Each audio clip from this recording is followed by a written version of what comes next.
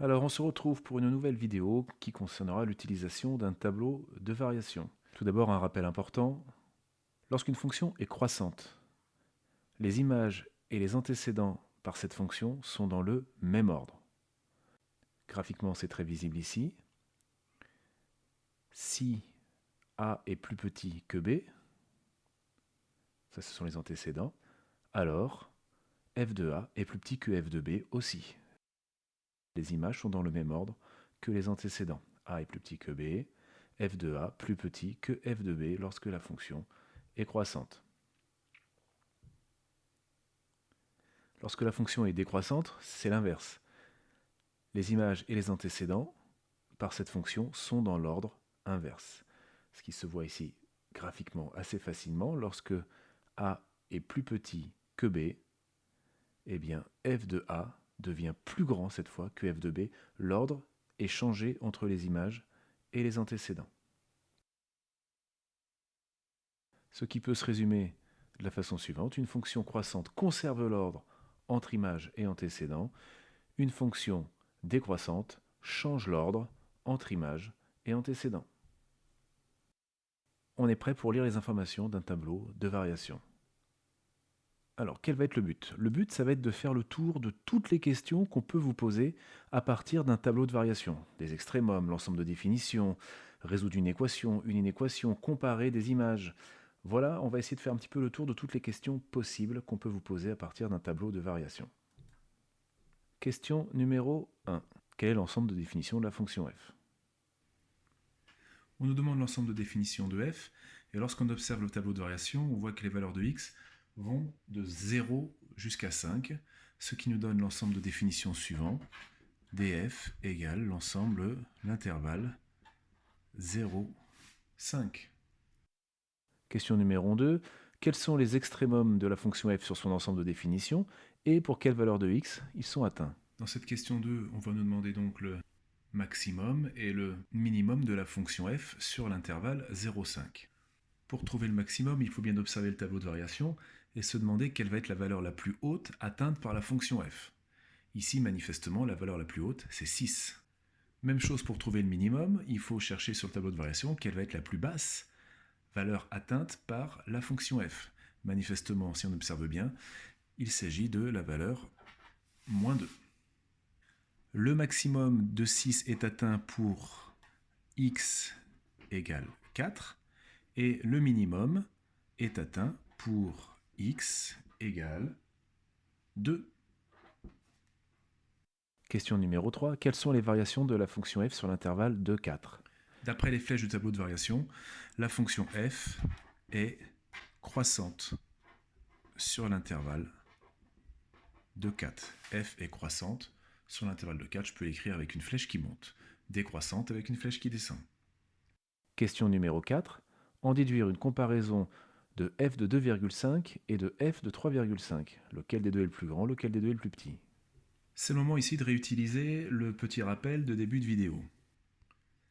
La fonction f est croissante sur l'intervalle de 4, et les deux valeurs 2,5 et 3,5 sont toutes les deux des valeurs de cet intervalle.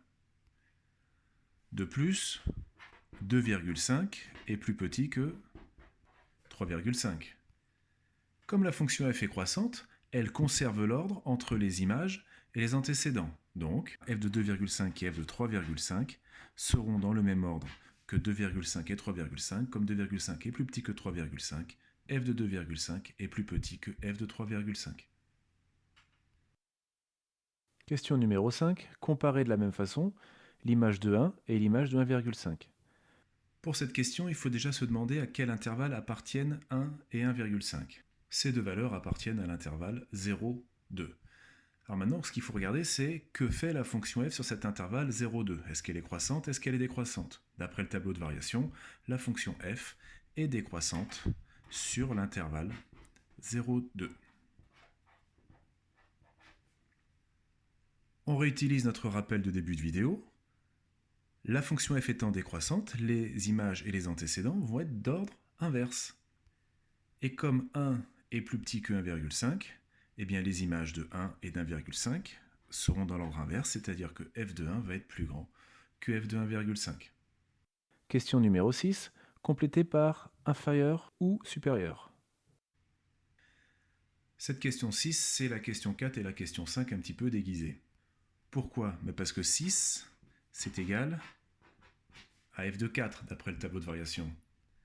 Et comme la fonction f est décroissante sur l'intervalle 4, 5, 4,5 appartient à l'intervalle 4, 5, ça veut dire que f de 4,5 va être plus petit que f de 4.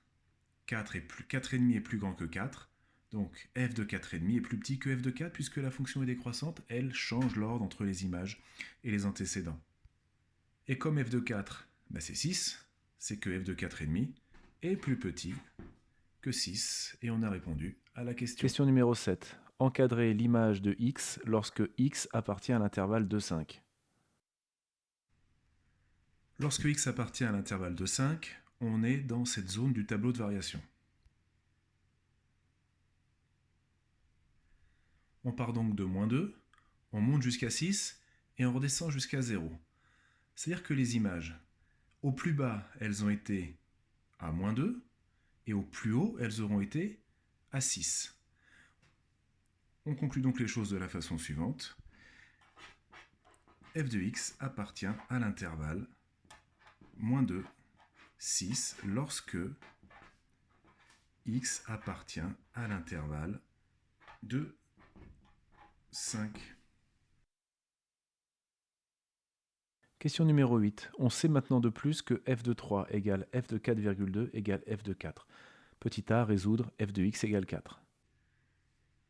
Alors d'après le tableau de variation, on a f de 0 qui est égal à 4. Ensuite de 4, on va descendre à moins 2. Et de moins 2, on va remonter jusqu'à 6. Donc on sait qu'il y a une autre valeur qui va donner, pour image, 4. On nous dit que c'est 3. Et ensuite de 6, on retourne à 0. Donc on va encore repasser. Il va y avoir encore une troisième valeur qui va avoir pour image 4. On nous dit que c'est 4,2. Finalement, l'équation f de x égale 4 admet trois solutions qui sont 0, 3 et 4,2. Petit b, résoudre f de x strictement supérieur à 4. Observez bien le tableau de variation, puisque f de 0 est égal à 4. Le seul intervalle sur lequel l'inéquation f de x strictement supérieure à 4 aura des solutions, c'est l'intervalle 3, 4,2. C'est la solution de cette inéquation.